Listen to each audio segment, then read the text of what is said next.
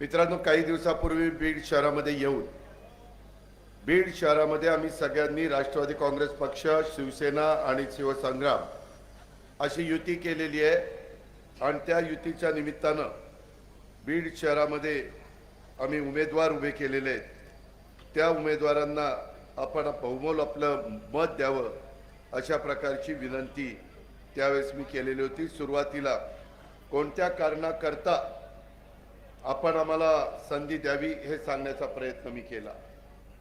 मित्रांनो, मी बीडमध्ये तुमचा पालकमंत्री म्हणून आल्यापासून पाहतोय। खरं तर या बीड परिसराला एक वेगळं अशा प्रकारचं महत्त्व आहे आणि हे महत्त्व पाहत असताना माझ्या बीडच्या परिसरामध्ये अनेक गोष्टी आपल्याला सगळ्यांना मिळून करायच्या। आजपर्यंत मी सतत सांगत आलोय महाराष्ट्राला, आपल्याला सगळ्यांना की आम्ही सगळेजण शिवशाहू फुले आंबेडकरांच्या विचारधारेने पुढे चाललेलो आहे। आवाज येत नाही त्याच्यावर, नाही मग माईक नीट ठेवायला काय होतं?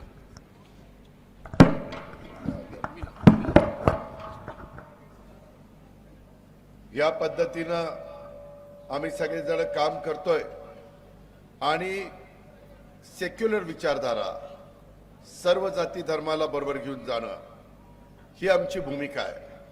आम्ही कधी समाजकारण राजकारण करत असताना जातीपातीचा नात्यागोत्याचा विचार केलेला नाहीये। मी आज महाराष्ट्रामध्ये 35 वर्ष काम करतोय। बीडकरांनो, मी इथं आल्यापासून गेले वर्षभर बघतोय ज्या प्रकारे बाकीच्या जिल्ह्यामध्ये विकासाला निधी दिल्यानंतर, मग ते शहर असेल किंवा ग्रामीण भाग असेल, तो निधी सत्कारणी लागला पाहिजे। कॉन्ट्रॅक्टर ज्याला कुला मेरिटनं काम घ्यायचंय त्यांनी घ्या, परंतु कामाचा दर्जा दिला पाहिजे। शहर स्वच्छ चांगलं, त्या शहराला स्वच्छ चांगलं पाणी प्यायला मिळालं पाहिजे जनतेला।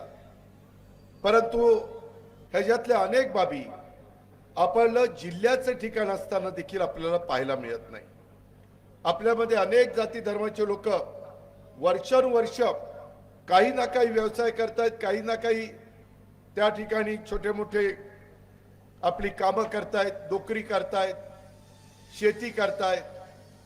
पण त्या प्रकारे बीडला जे मिळायला पाहिजे होतं, बीडला निधी मिळाला का? मिळाला। कारण उद्याच्याला निधी मिळत असताना सगळ्यांनाच निधी मिळतो। मी पण अनेक वर्ष पालकमंत्री नाही, अर्थमंत्री म्हणून काम केलेलं आहे। त्याच्यामुळे त्या भागातली लोकसंख्या लक्षामध्ये घेता आपण निधी देतो। मराठवाड्यामधला अनुशेष भरून काढण्याच्या करता जसं विदर्भाला आपण निधी दिला आणि अनुशेष भरून काढण्याचं काम केलं, तसं आपण मराठवाडा मुक्ती संग्रामाच्या निमित्तानं आपल्याला तसं बघितलं तर स्वातंत्र्य 1 वर्ष नंतर मिळालं।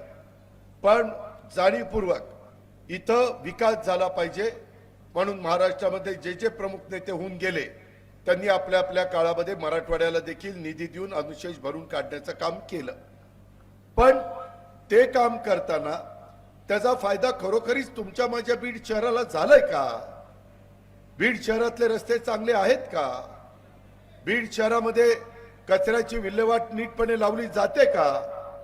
बीड जिल्ह्यामध्ये जी बिंदुसरा नदी वाहते त्या नदीची आज काय अवस्था आहे? तिला जोडणारे ओढे नाले आहेत ते जे आज काय तुंबलेले आणि कचऱ्याने भरलेले ते ओढे नाले आहेत, त्याच्यामध्ये सर्कल जी असतात ती व्यवस्थित आहेत का? शहराच्या दोन्ही बाजूला रस्त्याच्या झाडं लावलीत का? डिवायडर व्यवस्थितपणे तिथं नीटनेटकं त्याला पाणी घातलं जातंय का? ह्या सगळ्या गोष्टी, स्ट्रीट लाईट व्यवस्थित मिळते का?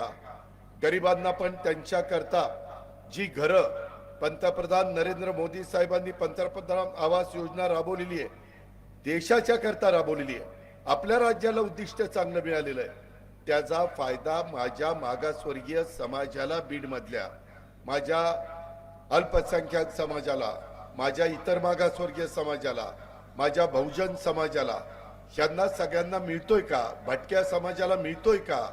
आदिवासी काही भाग असेल तर आदिवासी समाजाला मिळतोय का? याचा विचार होत नाहीये। त्याच्यामध्ये राज्य सरकारच्या जागा असतील तर त्या जागा म्हाडाला देऊन तिथं आपण घरं बांधू शकतो।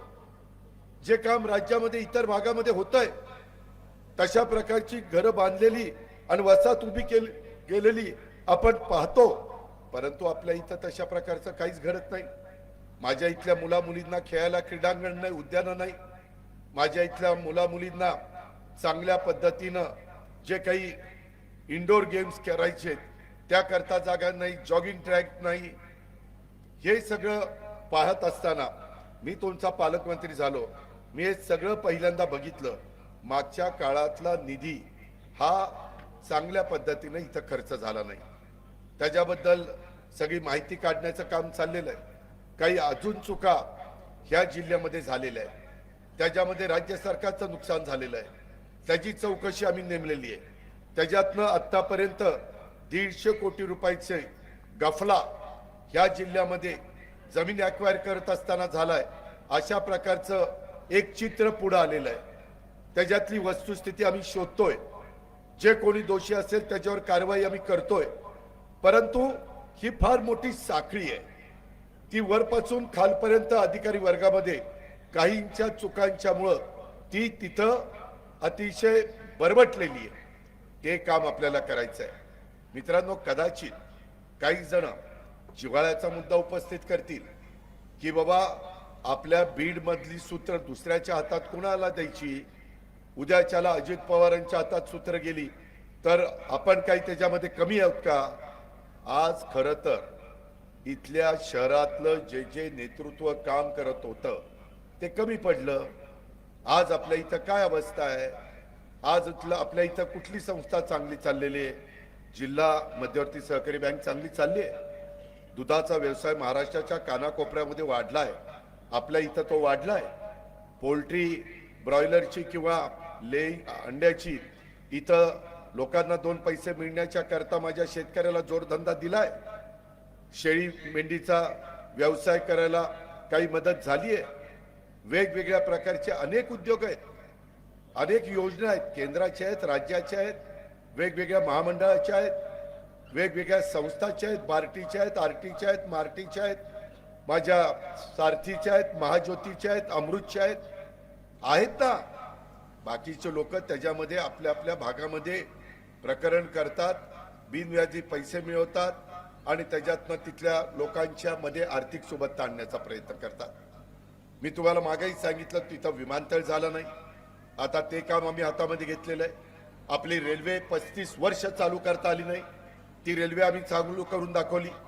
ती आता इलेक्ट्रिकवर करण्याचं काम चाललंय. ते तातडीनं आम्ही पूर्ण करणार आहे.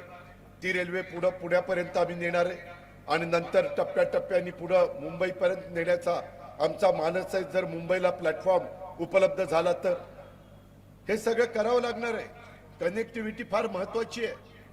उद्याच्याला विमानतळ झाल्यानंतर काही उद्योगपतींना आपल्याला सांगता येईल की तुला तुझ्या दिल्लीतनं असेल, मुंबईतनं असेल, बेंगलोरमधनं असेल, हैदराबादमध्ये असेल, कुठून तुला यायचंय तिथून येताना तुला अर्धा 1 तासात उद्योगपती म्हणून तुम्हाला येता येईल.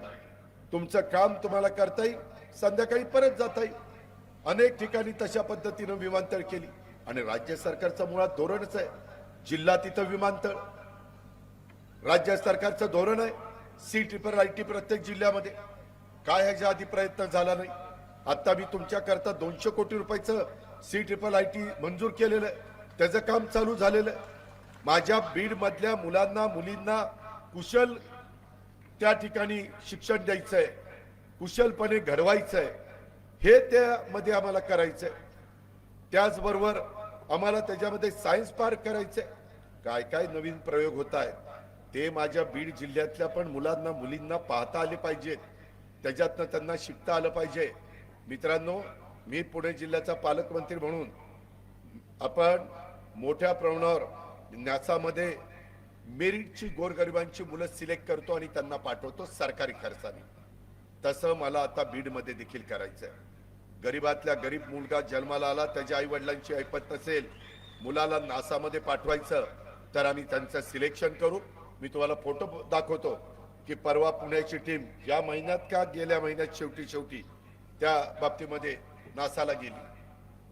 ते करता येतं, परंतु त्याच्याकरता प्रयत्न करायचे असतात ते आपण करतोय. मित्रांनो, आज आरोग्याचे प्रश्न, शिक्षणाचे प्रश्न, रोजगारीचे प्रश्न, सुविधांचे प्रश्न हे माझ्या बीडमध्ये मागे पडलेत. एकच उदाहरण देतो. अनेक लोकांनी मला इतके सगळेजण सांगतात की दादा आता तुम्ही पालकमंत्री आहात, इथं सुरेश कुटे यांची ज्ञान राधा मल्टी स्टेट त्या ठिकाणी संस्था आहे. त्याचबरोबर साईराम, हे साईराम परभणे स्वतःच नाव दिलंय साईराम मल्टी स्टेट, त्याच्यात लोकांचा पैसा घेतला. त्या अनिता शिंदेंनी जिजाऊ ही एक काहीतरी मल्टी स्टेट काढली. चंदूलाल बियाणीनं राजस्थानी ही एक मल्टी स्टेट काढली. आणि छत्रपती ते संतोष भंडारी यांनी एक मल्टी स्टेट काढली. आणि या वेगवेगळ्या मल्टी स्टेट मध्ये या सगळ्या महाभागांनी तुमच्या माझ्या बीडच्या परिसरातल्या जनतेचे 6 ते 7 हजार कोटी रुपये तिथं अडकलेले. कशाला म्हणतात 6-7 हजार कोटी? त्यामध्ये सुरेश कुटे जेलमध्ये, तो साईराम जेलमध्ये परभणे, अनिता शिंदे जेलमध्ये, चंदूलाल बियाणी जेलमध्ये आणि तो संतोष भंडारी फरार आहे. त्यांना कायदा नियम काही आहेत का नाही? आज कितीतरी लोकांनी तिथं आता आपले पैसे मिळणार नाही म्हणून आत्महत्या केल्या. त्या आत्महत्याला जबाबदार कोण? ह्या सगळ्यांच्यावर मनुष्यवधाचा गुन्हा दाखल केला पाहिजे. असल्या लायकीची अवलाद आहे. आणि तुम्ही देखील त्याच्यात पैसा गुंतवला. अरे राष्ट्रीयकृत बँका आहेत, तुमच्या हक्काच्या आहेत, तिथं कुठलाही पैसा, एक नया पैसा अडचणीमध्ये येऊ शकत नाही. आता चुका झाल्या, मी मध्ये मीटिंग घेतली, तिथं एसपीला सांगितलं ह्याचा तपास करा. त्याकरता चौकशी करायला सेपरेट ऑफिसर नेमले. ह्या प्रॉपर्टी यांच्याकडे आहेत, त्या सगळ्या प्रॉपर्ट्या ताब्यामध्ये घेण्याचं काम चाललेलं आहे. आणि त्याची विल्हेवाट लावून माझ्या कष्टकऱ्यांचे, माझ्या बीडकरांचे, माझ्या सर्वसामान्य जनतेचे पैसे आपल्याला परत द्यायचे.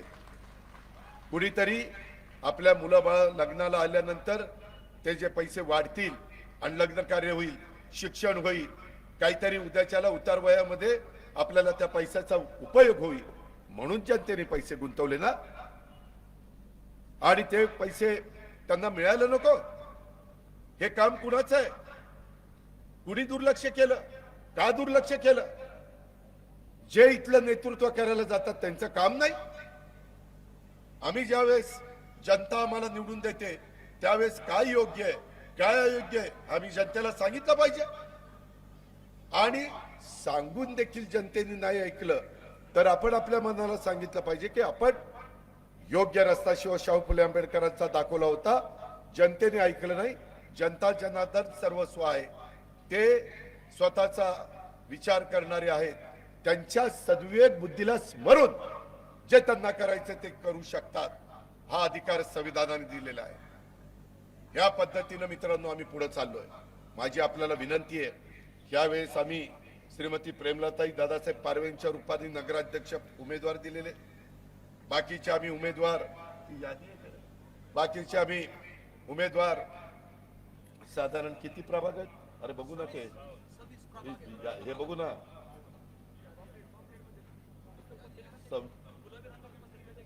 अरे त्याच्यात नाहीये. प्रभाग किती आहेत? काय झालं बी, आज इथे माझी 4थी का 5वी सभा आहे. प्रत्येक ठिकाणी प्रभाग वेगळे असतात. कुठं 10 असतात, तिथं 20, कुठं 15 असतात, तिथं 30, कुठं आणखीन असतात. इकडे दे. एकूण प्रभाग साधारण त्या ठिकाणी 26 आहे आणि 52 उमेदवारांनी उभे केलेले. त्याच्यामध्ये काही धनुष्यबाण चिन्ह घेऊन आहेत, काही घड्याळाचं चिन्ह घेऊन आहेत, असे वेगवेगळे चिन्ह घेऊन हे चिन्ह घेऊन उभे आहेत. माझी विनंती आहे की इतके वर्ष तुम्ही काहींच्या हातामध्ये एका परिवाराच्या हातात सूत्र दिली, तो तुमचा अधिकार आहे. मला आता मागचं काढायचं नाही. तुम्ही उद्याचे 5 वर्ष माझ्यासारख्या कार्यकर्त्याच्या हातात, मी म्हणतोय ते ऐका. खरोखरीच अजित पवार सांगतोय तसं आपलं शहर बदलतंय का नाही ते पहा. अरे आता सांगितलं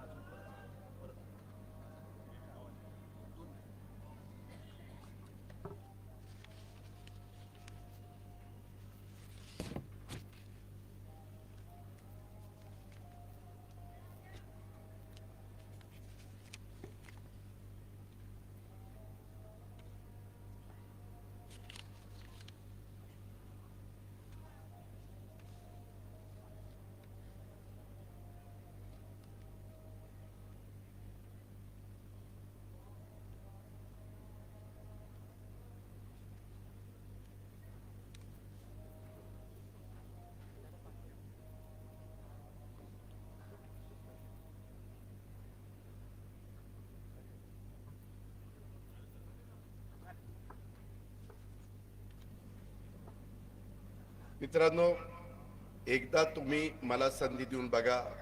मी बारामती बदलून दाखवली. तुमचं जिल्ह्याचं ठिकाण आहे. बीडकरांनो नीट ऐका. महाराष्ट्रामध्ये 36 जिल्हे आहेत, त्याच्यातला एक बीड जिल्हा आहे आणि जिल्ह्याचं ठिकाण आहे.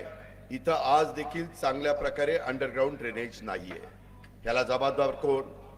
इथं पिण्याचं पाणी माझ्या बीडकरांना रोज मिळत नाही. याला जबाबदार कोण? इथल्या रस्त्यामध्ये खड्ड्यात रस्ता आहे का रस्त्यात खड्डा आहे हेच कळत नाही. याला जबाबदार कोण? इथं रस्त्याने फिरताना असे कचऱ्याचे ढीग वेगवेगळ्या ठिकाणी बघायला मिळतात. याला जबाबदार कोण? या शहराला योग्य पद्धतीनं नेतृत्व देण्याचं काम जे इथं प्रतिनिधी म्हणून निवडून जातात त्यांचं आहे. हे मी तुम्हाला सगळ्यांना समजावून सांगतोय. आज नागरिकांच्या साठी कोट्यावधी रुपयाचा खर्च करून सिद्धिविनायक कॉम्प्लेक्स परिसरामध्ये भाजी मंडई बांधण्यात आली, परंतु ती अद्यापपर्यंत वापरात आलेली नाही. परिणामी जुनी भाजी मंडई परिसरामध्ये भाजी विक्रेते आज पण रस्त्यावर बसतात. अरे तुम्ही भाजी मंडई बांधता आणि तिथं लोक भाजी विकायला बसत नाही, हे तुमचं कर्तबगारी. याच्याकरता तुम्ही नेतृत्व केलं. त्याच्यामध्ये आज या परिसरामध्ये 2 मोठी विद्यालय, शाळा सुटल्यानंतर वाहतुकीची कोंडी निर्माण होते. त्यामुळे नवीन भाजी मंडई तातडीने सुरू करणं आवश्यक आहे. तसेच शहराचे विस्तारीकरण झाल्यानं किमान 4 ठिकाणी नवीन वेगवेगळ्या ठिकाणी भाजी मंडई करावी लागतील. त्याचाही विचार केला जात नाही. भुयारी गटार योजनेची मोठी आवश्यकता होती. ही योजना पूर्वीच राबवायला पाहिजे होती, परंतु ते न झाल्यामुळं आज माझ्या बीड शहरात सगळी गटार, उघड्या नाल्या आणि त्या ठिकाणी नाले ओढे आपल्याला बघायला मिळत आहेत. ह्या नाल्या बहुतेक वेळा तुंबलेल्या असतात आणि त्यातील घाण पाणी सगळं रस्त्यावर येतंय. त्याच्यातनं तुमचं आरोग्य धोक्यात येत आहे. त्याच्यातनं तुमच्यातले काही जण आजारी पडतात आणि मग डॉक्टरकडे जावं लागतंय. त्याच्यात औषध पाणी खर्च करावं लागतंय. हे काय चाललंय आणि कशा करता चाललंय? अरे जग कुठं चाललंय? देशाला स्वातंत्र्य मिळून 75 वर्षापेक्षा जास्त काळ लोटला. बाकीची वेगवेगळे जिल्हे सुधारले आणि आपण मागे राहणार आहे. पुढची पिढी काय म्हणेल तुम्हाला? तुम्ही कुणाची बटणं दाबताय, कुणाला निवडून देताय, ह्याचा विचार करणारच का नाही? शहरामध्ये अनेक भागामध्ये रस्ते पोहोचलेले नाहीयेत. ज्या ठिकाणी रस्त्याची कामं झालीत त्या ठिकाणी रस्त्याच्या मधोमध विजेचा पोल आणि रोहित्र उभे करण्याच्या समस्या आहेत. काही पोलला धडकाव काय आमच्या लोकांनी जाऊन कळत नाही की पहिला पोल बाजूला घेतला पाहिजे मग रस्ता केला पाहिजे. रस्ता त्याच्यात पोल, गाडी बिडी धडकली म्हणजे झालं, कुणाला शॉक बस, जबाबदार कोण? त्याच्यामध्ये जालना रोडचं काम अर्धवट अवस्थेमध्ये, दुभाजकाचं काम अपूर्ण असून दोन्ही बाजूच्या नाल्यांची उभारणी करणं आवश्यक आहे. रोडवर अनेक माझे व्यावसायिक आहेत. पावसाळ्यात दरवर्षी त्यांच्या दुकानामध्ये पाणी शिरतं, त्यांचं लाखो रुपयाचं नुकसान होतं. एकदा पाणी दुकानात शिरलं की ते काढण्यासाठी कित्येक दिवस त्यांना मोटार लावावी लागते. ही दुर्दशा. आणि कुठल्या तोंडाने तुम्ही मत मागायला चाललाय आणि काय तुम्हाला मत मागायचा अधिकार आहे? मी पिंपरी चिंचवडमध्ये आणि बारामतीमध्ये करून दाखवलेला आहे. तिथे येऊन पहा विकास कसा करायचा असतो, सर्वांगीण विकास कसा करायचा असतो. सगळ्या जाती धर्माच्या लोकांना दफनभूमी असेल, स्मशानभूमी असेल, शादीखाना असेल, वेगवेगळी सभागृह असतील, नाट्यगृह असतील, एम्फी थिएटर असतील, उद्यान असतील, जॉगिंग ट्रॅक असतील, हे करावं लागतं ना बाबांनो. काय आपली अवस्था आहे एसटी स्टँडची? बाकीच्यांचे एसटी स्टँड कसे आहेत? अरे तुम्ही ज्याला निवडून देता त्याच्या अंगातच पाणी नाही आणि तुम्ही त्याला बटणं दाबत बसता. कसा तुमचा विकास व्हायचा? तुमच्या समोर जो अजित पवार बोलतोय तो शब्दाचा पक्का आहे. जे बोलतो ते करून दाखवतो. मी सकाळी 6 वाजल्यापासून कामाला लागतो. तुमच्याही बीडमध्ये फिरताना मी सकाळी 6ला माझ्या लोकांना घेऊन फिरत असतो. लोकांना विचारत असतो काय केलं पाहिजे, काय नाही केलं पाहिजे. मला बीडच्या ह्या जाहीर सभेच्या निमित्तानं तमाम बीडकरांना सांगायचंय की जे काही आम्ही वेगवेगळ्या आपल्या प्रभागामध्ये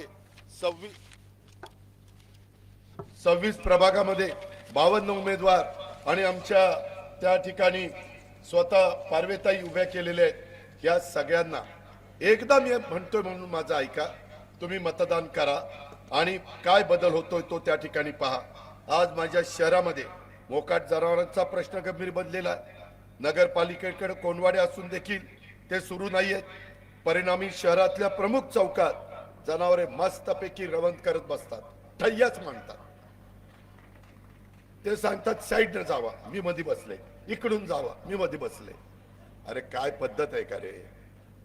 काय पद्धत कशी आहे? यामध्ये वाहतुकीची कोंडी निर्माण होते। हा प्रश्न सोडवण्याच्या करता कुठली ठोस भूमिका घ्यायला नको? मित्रांनो, शहराचा सर्वांगीण विकास करत असताना काही काही कठोर निर्णय घ्यावे लागतात। लोकांना योग्य सवयी लावाव्या लागतात। जसं तुमच्या माझ्या घरात लहान मूल जन्माला आल्यानंतर त्यांच्यावर आपण चांगले संस्कार करतो, काय योग्य आहे काय अयोग्य आहे, कुठं समजा काही पेटती मेणबत्ती असले तर तिथं हात लावू नको, तुला भाजेल, अशा पद्धतीने आपण शिकवतो, तसे संस्कार त्याच्यावर होतात। तसं तुमचं माझं शहर हे आपलं वैभव आहे। जे काही तुमचं माझं बरं वाईट होणार आहे ते बीड मध्ये तुमचं माझं बरं वाईट होणार आहे, ह्याचा विचार कधी करणार आहेत का नाही? उगीच आता अजित पवार उद्या काय करेल कुणास ठाऊक, मग आपण कशाला त्याची बटणं दाबायची, त्याच्या विचारांच्या लोकांना निवडून द्यायचं? नसेल निवडून द्यायचं तर राहा माग, काय माझ्या काकाचं बापाचं जाते। मी समजावून सांगायला आलोय, तो अधिकार घटनेने मला संविधान दिलेला आहे। ऐकायचं नाही ऐकायचं तुमचा अधिकार आहे, त्याबद्दल मी बोलणार नाही, पण समजावून सांगायचं काम तर मी करणार। आया बहिणींनो, तुम्ही पण माझं ऐका आणि माझ्या बांधवांनो तुम्ही पण ऐका। आज शहरात बहुतेक ठिकाणी कचऱ्याचे ढिगारे आढळतात। या कचऱ्यांच्यामुळं माझ्या बीड शहरातल्या नागरिकांचं आरोग्य धोक्यात येतं। माझ्या बीड शहरामध्ये जेवढी झाडं पाहिजेत तेवढी झाडं लावली गेलेली नाही, त्यामुळं जेवढा ऑक्सिजन माझ्या बीडकरांना मिळायला पाहिजे तशा पद्धतीनं मिळत नाही। इथं मोकाट जनावरं प्लास्टिक खात असल्याचं आरोग्य बिघडतंय, तुम्हाला माहिती नाही? जर तुमच्या इथल्या जनावरांनी प्लास्टिक खाल्लं आणि त्याच्यातून ते दूध देत असतील तर त्या दुधामध्ये देखील प्लास्टिकचे बारीक बारीक कण उतरतात। जिथं मोठ्या प्रमाणावर प्लास्टिक एखाद्या तलावाच्या परिसरात बाटल्या बिटल्या पडलेल्या असतील तर तिथले मासे हे पण ते प्लास्टिक बारीक कण त्यांच्या पोटात जातात आणि ते माणसांना जर ते मासे खाल्ले तर घातक असतात। तशा पद्धतीने हे दूध तुम्ही प्याला तर ते तुम्हाला घातक आहे। ही अवस्था आहे, तुम्ही शांतपणे विचार करत नाहीये। मी समजावून तुम्हाला सांगतोय, कारण मी जे अनुभवाचे बोल आहेत, 35 वर्ष आम्ही लोकांच्या मध्ये काम करतोय। आज शहरामध्ये लोकशाहीर अण्णाभाऊ साठे चौक, बस स्थानक, छत्रपती शिवाजी महाराज चौक, बार्शी नाका, नगर नाका, इत्या ठिकाणी इतकी मोठ्या प्रमाणावर नागरिक वाहतुकीची कोंडी होती। या ठिकाणी काही सिग्नल लावावे लागतील, काही ठिकाणी सीसीटीव्ही कॅमेरे लावावे लागतील। जर काही ऍक्सिडेंट झाला तर जबाबदार कोण? ते सीसीटीव्ही कॅमेऱ्यामध्ये कैद होतं, पण त्याचा विचार इथल्या लोकप्रतिनिधींनी केला नाही। हे काम खासदाराचं आमदाराचं आहे। काय केलं? झोपा काढल्या का स्वतःची घरदारं भरली आणि माझ्या जनतेला वाऱ्यावर सोडलं? कचऱ्याच्या खाईत सोडून दिलं, खराब पाणी प्यायला लावलं, रोज पाणी देत नाही। अरे प्रत्येक जण तुमच्या माझ्या घरी आलं तर आपण पाहिलं पाणी देतो, पाणी देणं पुण्याचं काम आहे आणि इथं पाणीच देत नाही। इथं धरणामध्ये पुरेसं पाणी असताना देखील शहरातील नागरिकांना 12-12, 15-15 दिवसांनी पाणी मिळतं। उन्हाळ्यात तर काही जण म्हणले दादा 2-2, 3-3 आठवडे पाणी मिळत नाही। गरीब कुटुंबांनी पाणी विकत घ्यावं लागतं आणि त्याच्या मजुरीचे पैसे त्याच्यातच खर्च होतात। हे केवळ पाणी योग्य नियोजन नसल्यामुळं हे घडलेलं आहे। बिंदुसारा धरणामध्ये पाणी असताना नागरिकांना 2 दिवसाच्या अंतराने पाणी मिळणं हे दुर्दैव नाही आहे का? उशिरा पाणी मिळणं हे दुर्दैव नाही आहे का? नगर रोडवरील सार्वजनिक बांधकाम विभागाच्या समोर रस्त्यावरच मासे विक्री केली जाते, मासे विक्रेत्यांच्यासाठी सुसज्ज मच्छी मार्केट उभारलं जातं. केंद्र सरकारची योजना आहे की तुम्हाला जर मच्छी मार्केट उभं करायचं असेल तर केंद्र सरकार अतिशय अत्याधुनिक मच्छी मार्केट उभं करायला पैसे देतं. पण ते कुणीतरी प्रयत्न केला पाहिजे ना, आणले पाहिजेत ना. इथनं फक्त निवडून जातात आणि नंतर खोऱ्यांनी ओढत बसतात आणि तुम्हाला वाऱ्यावर सोडतात आणि तुम्ही पण गप्पा बसता. त्याच्यामुळं बीडकरांनो, मला तरुणांना तरुणींना सांगायचंय, मला वडीलधाऱ्यांना सांगायचंय, बाबांनो तुम्ही इतके वर्ष सहन केलं, आता तुमच्या पिढीला, पुढच्या पिढीला तरी सहन करायला लावू नका ना.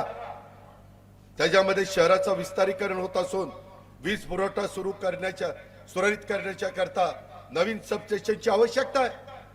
लोड वाढला की सबस्टेशन उभं करावं लागतं, ट्रान्सफॉर्मर उभे करावे लागतात, त्याला जागा द्यावी लागते, तिथं आरक्षण ठेवावं लागतं. सरकारी जागा असेल तर ती मिळवावी लागते. नगर रोड परिसरातील वाहतूक वाढत असल्याने त्या भागामध्ये नवीन पोलीस चौकी किंवा स्टेशनची गरज आहे, ती त्या ठिकाणी मंजूर करून आणली पाहिजे. नगर रोड ते धानोरा रोड हा माझ्या बीड परिसरातला महत्वाचा मार्ग आहे. पालवण भागामध्ये रेल्वे स्थानक निर्माण झाल्यामुळं त्या रस्त्याचं महत्व अलीकडच्या काळामध्ये अधिक वाढलेलं आपण बघतोय. या रस्त्यासाठी 3 कोटी रुपयाचा निधी मंजूर असून पुढील कामासाठी लवकरात लवकर त्या कामाला आम्ही सुरुवात करणार आहे. ही रस्त्याची समस्या सोडवण्याचा माझा प्रयत्न आहे. त्याला टेक्निकल सँक्शन हे आचारसंहितेमुळे राहिलंय. आचारसंहिता संपल्यानंतर टेक्निकल सँक्शन देऊन चांगला कॉन्ट्रॅक्टर नेमून आपण दर्जेदार काम त्या ठिकाणी करून घेऊ. छत्रपती शिवाजी महाराज चौक ते नगर नाका या मार्गावर दुभाजक तयार करण्यात आलेले आहेत. त्याच्यामध्ये काही ठिकाणी नागरिकांची गैरसोय झाली. ते भारत सरकारच्या नॅशनल हायवेशी बोलवावं लागेल. ते खातं आपल्या गडकरी साहेबांच्याकडे. राजीव गांधी चौक ते भक्ती कन्स्ट्रक्शन कडे जाणाऱ्या रस्त्याचं काम अर्धवट आहे. हे काम आपल्याला पूर्ण त्या ठिकाणी करावं लागणार आहे. अशा पद्धतीच्या अनेक गोष्टी माझ्या बीडच्या सर्वांगीण विकासाच्या करता मित्रांनो तुम्हाला मला करावे लागतील. आणि हे करत असताना माझी तुम्हाला सगळ्यांना आग्रहाची विनंती आहे, इथल्या नाट्यगृहाची पण अवस्था, जे कलावंत आहेत, ज्यांना सांस्कृतिक ह्या सगळ्या कला नाट्य ह्या क्षेत्राची आवड आहे, यांचं म्हणणं की दादा आमची दुरावस्था त्या नाट्यगृहाची झालेली आहे.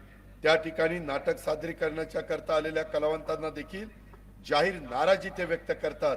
त्यांच्या सुधारणेसाठी देखील आपल्याला मार्ग काढावा लागेल. आज माझ्या माहितीप्रमाणे आपल्या शहरामध्ये जे सार्वजनिक स्वच्छतागृह आहेत तिथं कुठल्या माझ्या मायमाऊलीला, माझ्या लाडक्या बहिणीला जावंसही वाटत नाही. इतकी घाणीची दुर्गंधी आहे. पुरुष माणसं देखील त्या पुरुषांच्या स्वच्छतागृहात जात नाही.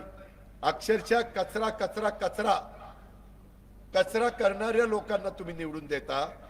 एकदा स्वच्छ करणाऱ्या माणसाला तरी निवडून द्या. त्याच्या लोकांच्या, त्याच्या विचारांच्या लोकांना तरी आपण ह्या बाबतीमध्ये निवडून द्या. आणि तुमचा बीड शहराचा सर्वांगीण विकास हा त्या बाबतीमध्ये आपण सगळ्यांनी करून घ्यावा. अशा आग्रहाची, नम्रतेची, कळकळीची विनंती करण्याच्या करता बाबांनो मी आपल्याला भेटण्याच्या करता आलेलो आहे. मी सांगितलं की क्रीडा संकुलाकरता पण 25 कोटी मी मंजूर केलेले आहेत. त्याच्यामध्ये प्रमा देण्यात आलेली आहे. त्याच्यातनं आपल्याला कामं करायची आहेत. बीड शहराचे 800 वर्ष प्राचीन कंकालेश्वर मंदिराचं पुरातत्व शास्त्रीय दृष्टिकोनातनं जतन करायचंय. त्याच्याकरता 9 कोटी रुपयाच्या विकास कामाला आपण मंजुरी दिलेली आहे. असं बीड शहरातच नाही, बीड शहराच्या आजूबाजूला असणाऱ्या तालुक्यामध्ये देखील तिथले महत्वाचे प्रश्न सोडवण्याच्या करता आपण त्या बाबतीमध्ये मान्यता दिलेली आहे. इथलं महसूल भवनासाठी 15 कोटी रुपयाची मान्यता दिलेली आहे. त्याचं भूमिपूजन देखील मी मध्ये केलं. ग्राम प्रगती पथावर आहे. बीड शहरातल्या माझ्या रसिक प्रेमींच्यासाठी स्वर्गीय यशवंतराव चव्हाण साहेबांनी ज्यांनी बेरीजाचं राजकारण केलं, ज्यांनी समाजाला शिवशाहू फुले आंबेडकरांच्या विचारधारेने पुढे नेलं, त्या चव्हाण साहेबांच्या नावाच्या नाट्यगृहाची दुरुस्ती देखील करण्याच्या करता मी निर्णय घेतलेला आहे। सहकार भवनची उभारणीचं काम हे आता शहराच्या करता आपण करतोय। अशा कितीतरी आपल्या मुलांना मुलींना टाटा टेक्नॉलॉजी लिमिटेडच्या माध्यमातून MIDCच्या माध्यमातून आपण काही प्रकल्प हातामध्ये घेतलेले आहेत। आपल्याला इथं चांगली वसतिगृह ही करायची। आज मला काही बांधव भेटले, ते मला म्हणले की दादा आमचा मुस्लिम समाज पण इथं मोठा आहे, आमच्या मुलींच्या करता पण काही वसतिगृह पाहिजे, आपण ते वसतिगृह करू, त्या मुली पण शिकल्या पाहिजेत, सवरल्या पाहिजेत। माझ्या गोपीनाथ मुंडे ऊसतोड कामगार मंडळ त्याच्या माध्यमातून पण माझ्या बीड जिल्ह्यातले इतके लोक तोडणी ऊसाची तोडणी वाहतूक करण्याच्या करता वेगवेगळ्या कारखान्यामध्ये जातात, 6-6 महिने तिथं राहतात, त्यावेळेस त्यांच्या मुलांच्या शिक्षणाची आबाळ होते। त्याकरता देखील आपल्याला आपल्या जिल्ह्यामध्ये आम्ही वसतिगृह बांधायला मंजुरी दिलेली आहे।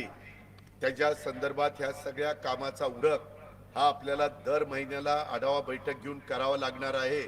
आता व्हिडिओ कॉन्फरन्सिंगच्या द्वारे मला कधी पण उद्याच्याला आमच्या पार्वेताई नगराध्यक्ष झाल्या आणि त्यांची टीम निवडून आली तर त्याही मला संपर्क साधू शकतील, मी त्यांच्याशी संपर्क साधू शकेन।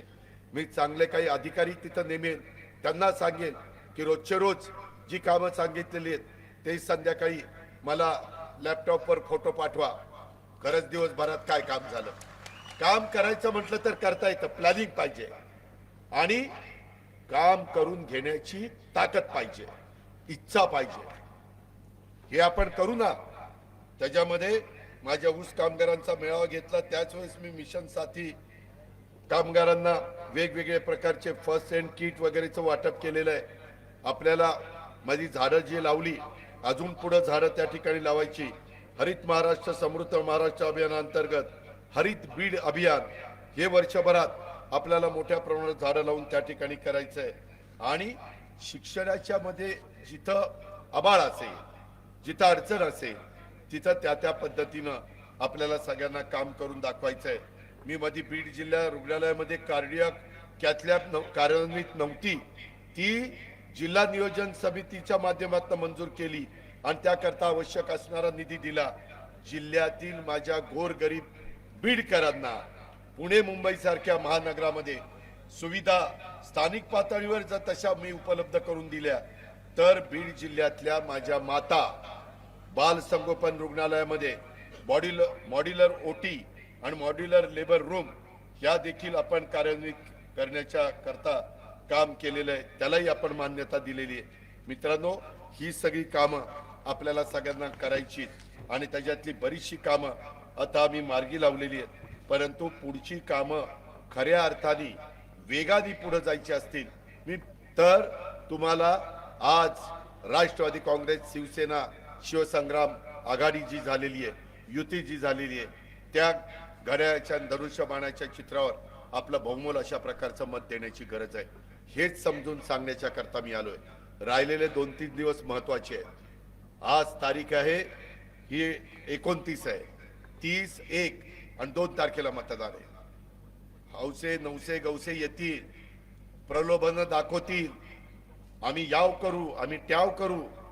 बाहेरच्या लोकांच्या हातात कुठली सूत्र देता, बाहेरचा जवळचा असं काही नसतं।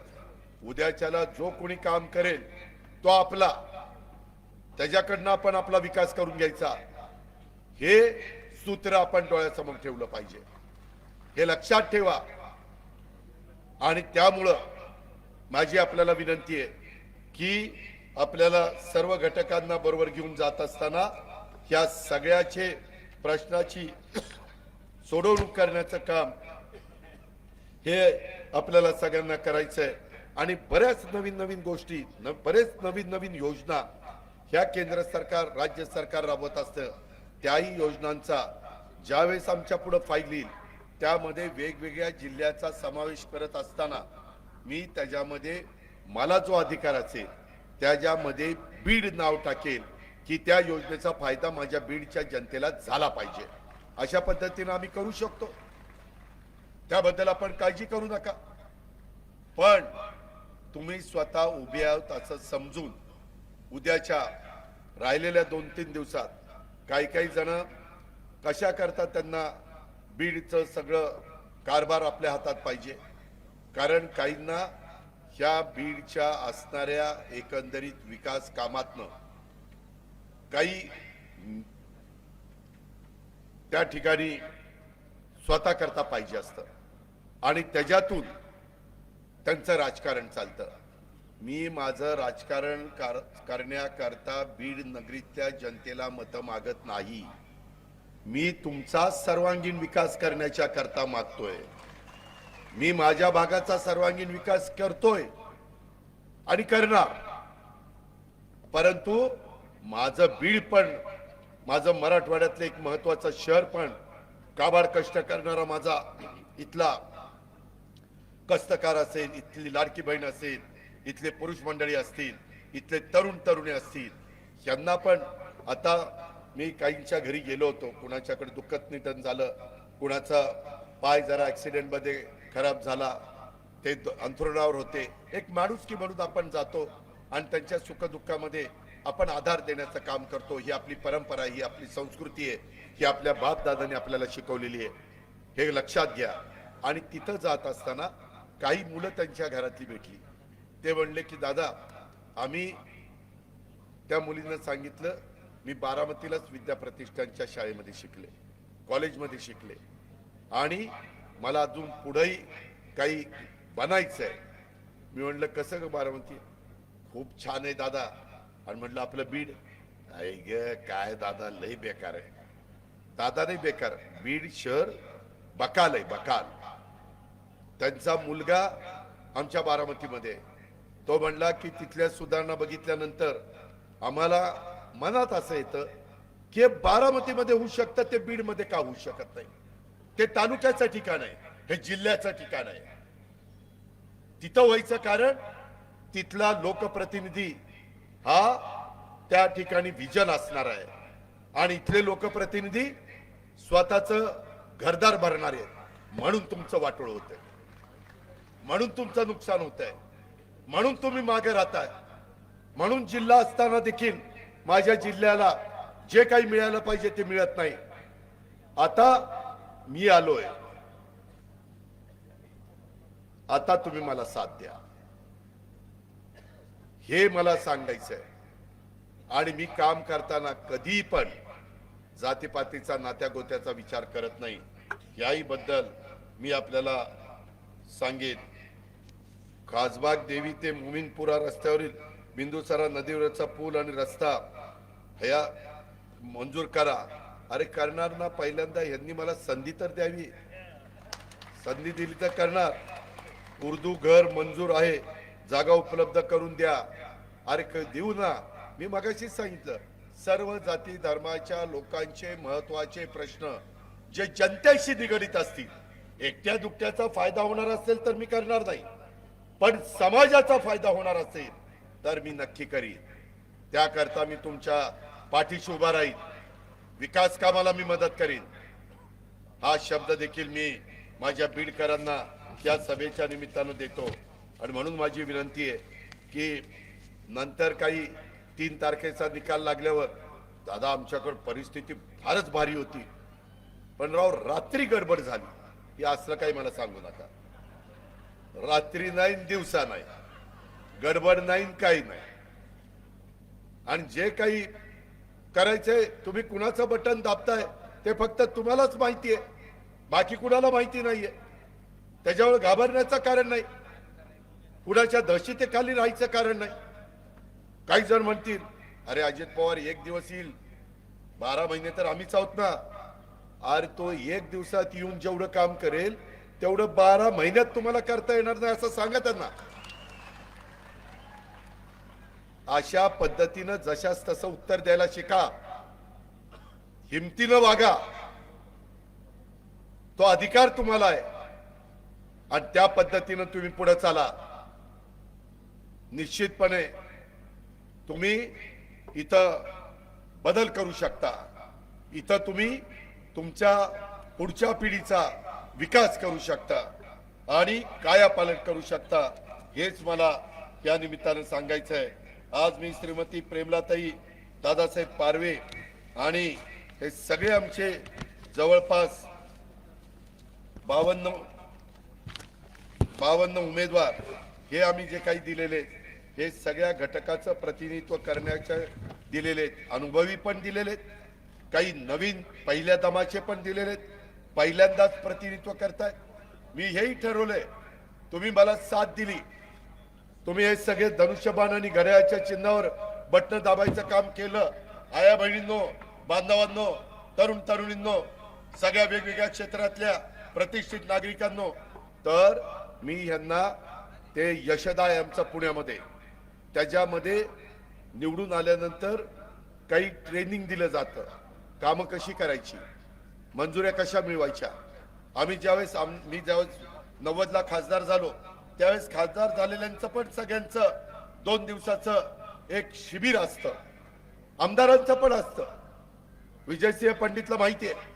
तशा पद्धतीनं आपल्याला आपल्या नगरसेवकांचं जरी त्यांना अनुभव असला तरी तो काळ वेगळा होता, आताचा काळ वेगळा आहे. स्मार्ट सिटीचे पैसे कसे मंजूर करून आणायचे, वेगवेगळ्या महामंडळाच्या योजना कशा मंजूर करून आणायच्या, त्याचा पाठपुरावा कसा करायचा, कागदपत्रांची पूर्तता कशी करायची, ह्या सगळ्या गोष्टी कुणीच सगळे शिकून येत नाही, अनुभवातून शिकायच्या असतात. आणि त्याच्याबद्दलचं मार्गदर्शन आम्ही करू ना, ह्या मधले तज्ञ लोकांचं त्यांना गाईड त्यांना करायला सांगू ना. त्याचबरोबर जिथं आम्ही बदल करून दाखवलेला त्या शहरात पण तुमच्यासारखेच माणसं राहतात, ते कसे चांगल्या पद्धतीने राहतात आणि मग आपण काय काय केलं पाहिजे हे सगळं पहिला 100 दिवसाचा कार्यक्रम करू. दुसऱ्या टप्प्यामध्ये 6 महिन्याचा 180 दिवसाचा कार्यक्रम, तिसरा 1 वर्षाचा कार्यक्रम, त्याच्यानंतर 3 वर्षाचा आणि मग 5 वर्षाचा, असे कार्यक्रमाचे टप्पे काढू आणि त्याच्यातनं जलद गतीनं जी कामं करायची ती जलद गतीनं करू, जी कामं करायला थोडासा वेळ लागणार आहे ती त्या पद्धतीनं करू आणि लॉंग टर्मच्या दृष्टीने जी करायची ती तशा पद्धतीनं करू, हे मला बीडकरांना सांगायचंय. आणि म्हणून तुम्हाला माझी आग्रहाची, नम्रतेची, कळकळीची विनंती आहे. मी 2-2दा येऊन तुम्हाला सांगितलेलं आहे, मला हौस आहे म्हणून नाही, मला ज्या जिल्ह्याचा मी पालकमंत्री आहे त्या जिल्ह्यामध्ये मी तुमच्या सगळ्यांचं आज प्रतिनिधित्व करत असताना जनतेने माझं ऐकलं, त्याच्यामुळं मी काही गोष्टी करू शकलो. बारामतीकर गेले 35 वर्ष माझं ऐकतायत म्हणून मी तिथं कायापालट करू शकलो. पिंपरी चिंचवड 25 वर्ष त्यांनी माझं ऐकलं म्हणून मी तिथं कायापालट करू शकलो. तसं 5च वर्ष संधी द्या, 5च वर्ष. मग तुम्ही म्हणाल यायला दादा पहिला यायला पाहिजे होता म्हणजे आपलं भलं झालं असतं, हे नक्की तुमच्या तोंडामध्ये येईल. पण केव्हा तुम्ही घड्याळाचं बटन, प्रत्येकाला 3 मत देण्याचा अधिकार आहे. 1 मत आमच्या पार्वेताईंना आणि 2 त्या प्रभागातल्या अ आणि ब पुरुष महिला ज्या आम्ही दिलेले आहेत त्यांना. काही ठिकाणी घड्याळ आहे आणि काही ठिकाणी धनुष्यबाण आहे. ते सगळे जण तुम्हाला तुमच्या घरी येऊन समजावून सांगतील. हलक्या कानाचं राहू नका, कुणावरही तुम्ही डोळे झाकून विश्वास ठेवू नका. माझंही सगळं खरंय समजू नका. तुम्ही पाहुणे रावळे असतील तर वेगवेगळ्या भागात फोन करा, अरे एवढं बोलत होता खरंच करते का रे तिथं काम, असं विचारा. आणि करत असेल तर माझं ऐका, बरोबर आहे ना. त्या पद्धतीनं माझी आपल्याला सगळ्यांना विनंती आहे. आणि तशा पद्धतीनं उद्याच्या काळामध्ये बऱ्याच गोष्टी आहेत, परंतु मला पुढची एक सभा आहे गेवराईची, तिथं मला जायचंय. म्हणून माझी तुम्हाला विनंती आहे की आता आपली निकाल लागल्यानंतरच भेट होणार आहे, तर तो निकाल मला समाधान वाटेल. मला इथली कामं, इथला विकास अधिक जोमाने करावा असा वाटला पाहिजे, हे तुमच्या हातात आहे. ते आपण करून दाखवा, हीच आग्रहाची, नम्रतेची, कळकळीची विनंती करतो आणि आपल्या सगळ्यांची रजा घेतो. जय हिंद, जय महाराष्ट्र, जय राष्ट्रवादी, जय सेना, जय भीम.